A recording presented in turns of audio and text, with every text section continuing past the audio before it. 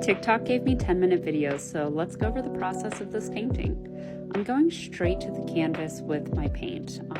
I don't really do a fully fledged out sketch. I do this kind of rudimentary sketch, if you could even call it that, on the canvas, but pretty immediately I start blocking in where my shadows are going to go and where my lights are going to go. I'm paying attention to shape and form at this point. Obviously, accuracy is not at the top of my list, at least not yet. Now, there's a good reason for the lack of accuracy at this early stage.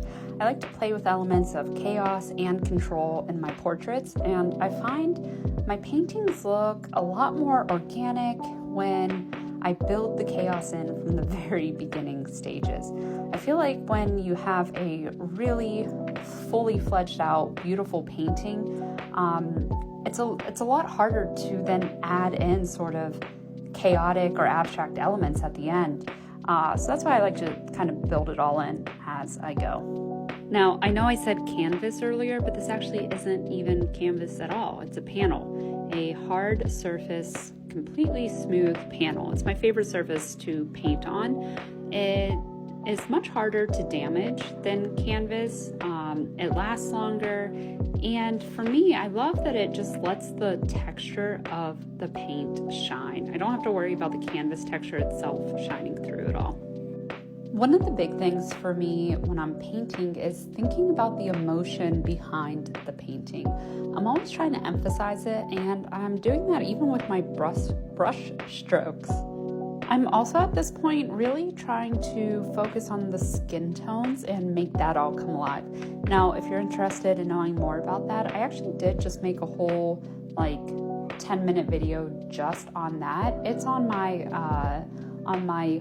YOUTUBE page. I don't know if I can say that on here. I think it'll suppress me if I do, but you can find it over on that channel. For the background here, I'm using one of my very favorite paint colors ever, and that's Payne's Gray.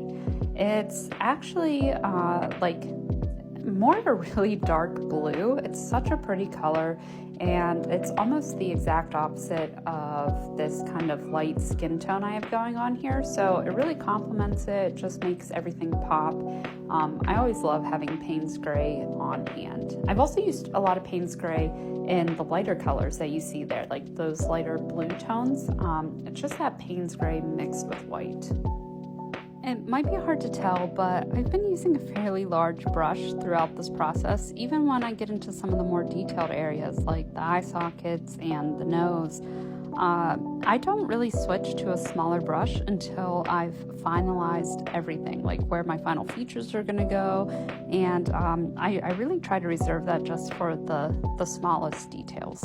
I still at this point have not used any sort of medium or thinner. This is all just paint straight out of the tube. Like I said before, it's my favorite way to paint and to work with paints. I find that it just blends better this way, and I really just honestly love the texture of the natural paint. I try not to use any sort of modifiers unless I need to for a specific purpose. Now, when it comes to building in depth, this area here under the chin and around the jaw is definitely one of my favorite places to play with form. You can do so much here that really just makes it pop. That's why a lot of my paintings, I like to have my subjects either looking up or have my camera angle slightly down, pointed up at them, just so that I can play with that. All right, now this little jump that you just saw here is basically just me finalizing where all of this facial features are gonna go. This is where I've really solidified, okay, this is where the nostrils are gonna be, this is where the lips are, this is where the eyes are.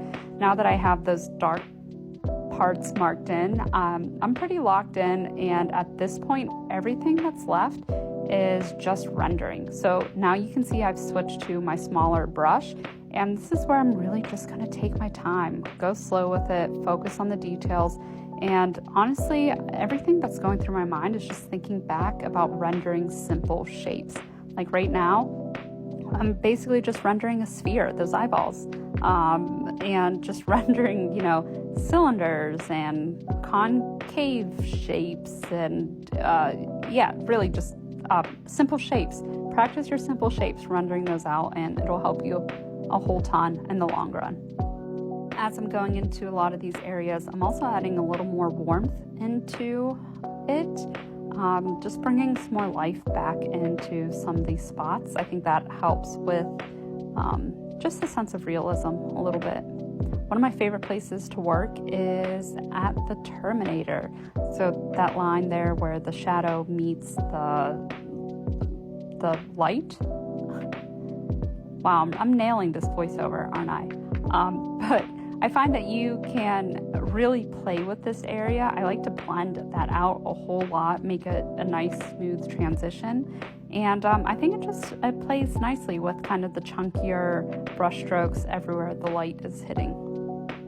I'm gonna let this play out, but everything from this point on is really just pushing and pulling my values and focusing on rendering. I've done the bulk of the work so far, and now it's just all about the finishing touches. So enjoy. If you have any questions, let me know. And yeah, thanks for watching. Bye.